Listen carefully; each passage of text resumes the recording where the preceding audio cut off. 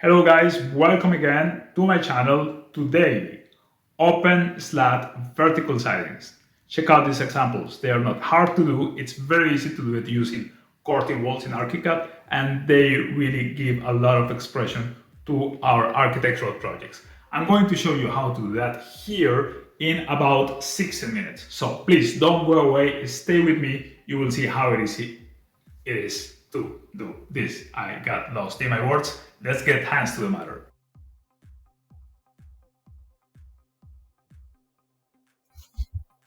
The first thing you need to do is to create a curtain wall. To create a curtain wall, you go on the design pane on the left and click on curtain wall.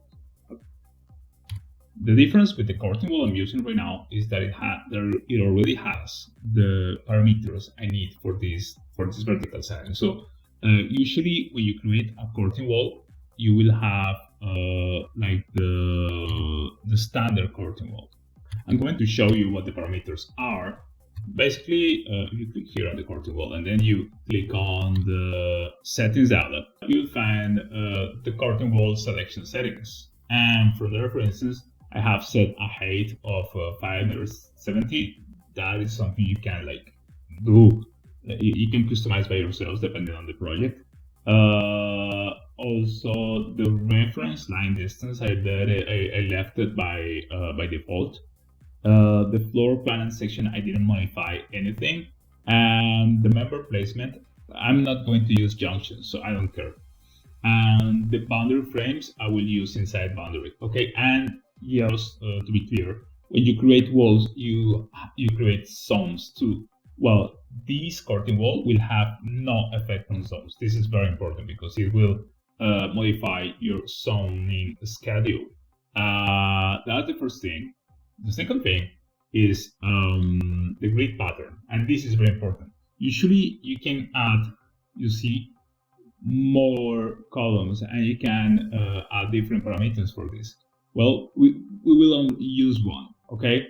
And the width for the spacing of these columns is going to be 14 centimeters. Why? And yeah, this is a heads up.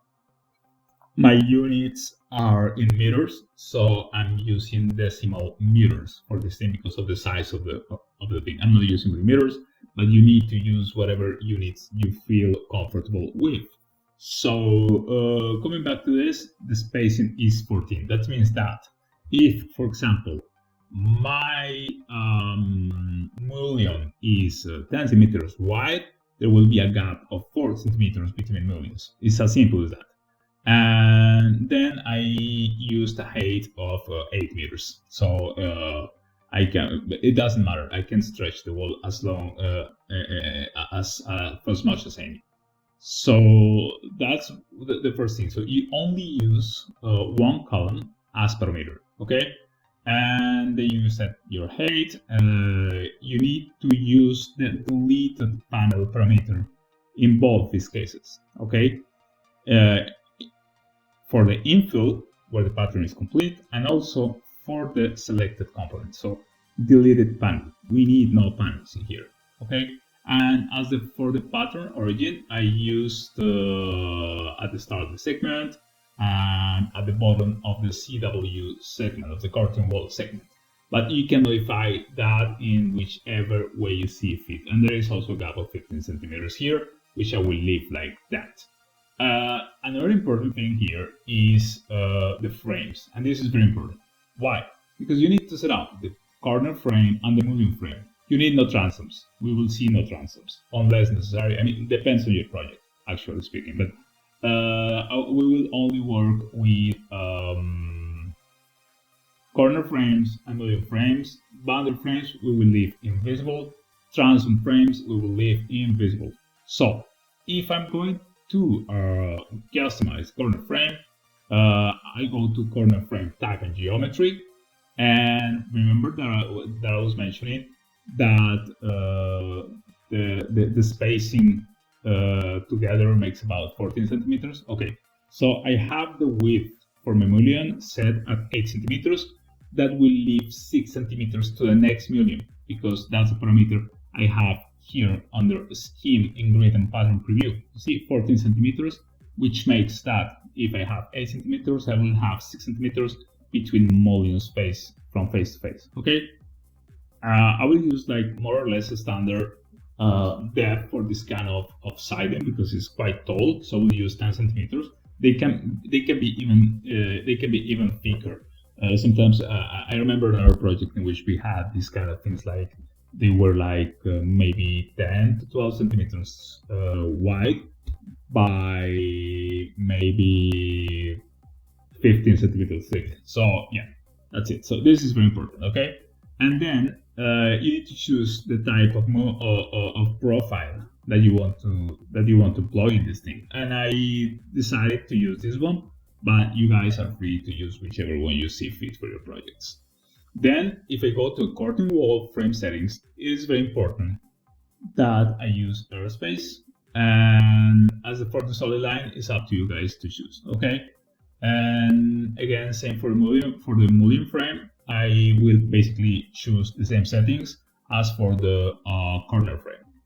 Okay, so those things will not change. They need to be consistent. And then the main panel, I will leave these things by default. Built-in curtain wall panel and the main panel built-in curtain wall panel. And again, I will use here airspace. Okay, and in both cases, I suppose. Yeah, well, metal, nickel, but this will have no effect because I'm using no panels at all. For the junctions, I don't care. I leave it by default because I'm not using any junctions. And for the anchors, kind of the same. So these are the settings that you need to keep into consideration. And then you will have this kind of result. So if you just modify some settings, well, you will see some variations here. Mostly here. Like if I type, for instance, 20, then I will see a bigger spacing between my slats. And if I use again 14, then the gap between slats is going to be only 6 centimeters, which looks kind of good for this type of building. So that's the first thing. Okay.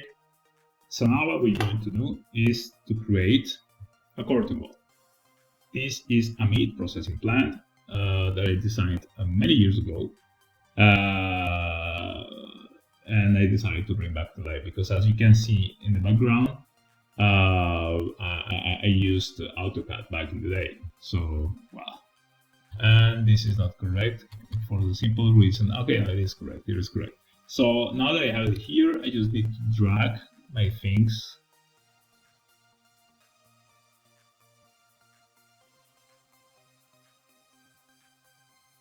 And there at the intersection, we just click and we will be okay. So this is how it looks like now. Yes, and also I also used the wrong floor for that. I'm gonna go and choose ground floor, and on the ground floor I will create my curtain wall.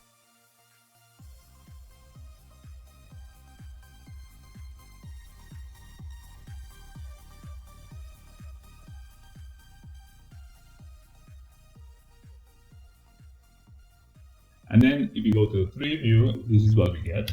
Now what I'm going to do is I'm going to use the same height I have for this wall here, which is 12 meters. So I'm going to use 12 meters here, not 570, and goes all the way up. So now it starts to look better. So I have prepared a few things for you here. The first thing is like you need to create a layer for this item. I'm just using the finished wall layer, but it would be best if you used another layer. And another thing you need to do is to create a new layer called invisible. So I created this layer here called invisible, which I'm going to show as wireframe or shade, depending on the stage of the work in progress here. So I have a sample here of the curtain wall. And I have created these morphs, these morph volumes, because what I'm going to basically perform is a solid element operation. So this is how it goes. I already created these morphs here. The thing is not complete. So basically what we're going to do is to create one morph in front of each of the openings that we have on the facade. That's the thing we're going to do. Okay?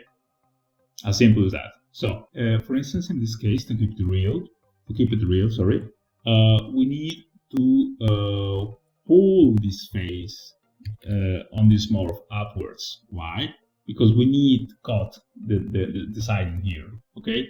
And the same here. We need to cut it underneath the seal. Let me see if it is not that complicated.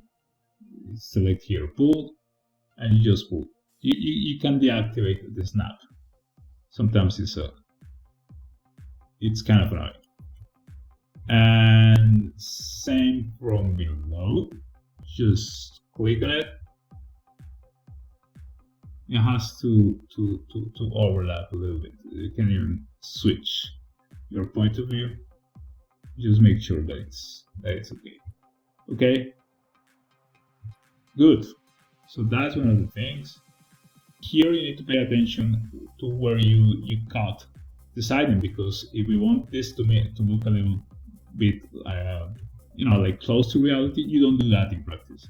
Your carpenter will not do that. So basically, you just need to, again, sorry about that. You need to pull this thing until you cut the entire bar. Okay. And here, I think we're good. Here on this end. Okay, and then for this door, I think it's the same thing. Just need to click on it and double click, and you will be able to pull. And same here. You see, it's not covering the entire. It's not entirely covering the bar. So we need to do that. Great. And now, what else do we have here? Okay, I'm going to do the same with this one, because I need to go all the way upwards. And what we're going to do live is these morphs for these doors. But for that, we don't need to repeat the morphs. I don't know if here. Let me see if invincible is showing in this view on this view. It is not. So basically what I'm going to do is I'm going to drag a copy of this morph, Shift Ctrl V, and again, Shift Ctrl V. From here, I will create 3 instances of this thing, okay? 4, I'm sorry, 4. And I will customize these morphs, okay? And they're on the right layer. So basically what I need to do is to pull this until I to give room for the door frame.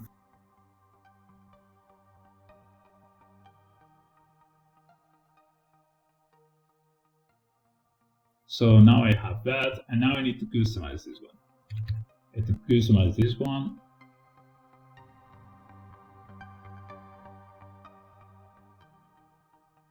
So I have my morphs that are working for me, as you can see now. So next step, we're going to perform the solid element operations, and this part is super easy. So now what we're going to do, you go to design solid element operations, and then you will get the target elements. And the target element in this case is the curtain wall, so it's selected. Okay. And then when you go, sorry, I closed that, but it saves the thing. Now I click outside, and then for the subtraction, because I will set subtraction here, I will pick all my morphs, all the morphs I have previously created. So I have them there, okay? And then I get operator elements, and I have 10 operator elements. And the easiest part is to execute. Good. That is nice, okay? But why don't I see any results? Because I need to change my parameters here, my layers. So first of all, the invisible layer is going to go to wireframe. So now I have a preview of what is going to happen. See, looks nice. And then, as last measure, I will turn off that layer. The invisible layer, I turn off. And this is the result. So yes, I still need to complete the project, but the part I wanted to show today was the siding for the facade. And this is how you make it. So yeah, this is the tutorial. Thanks for watching. I hope you learned a lot. And don't forget to subscribe. Don't forget to like it. And see you guys next time.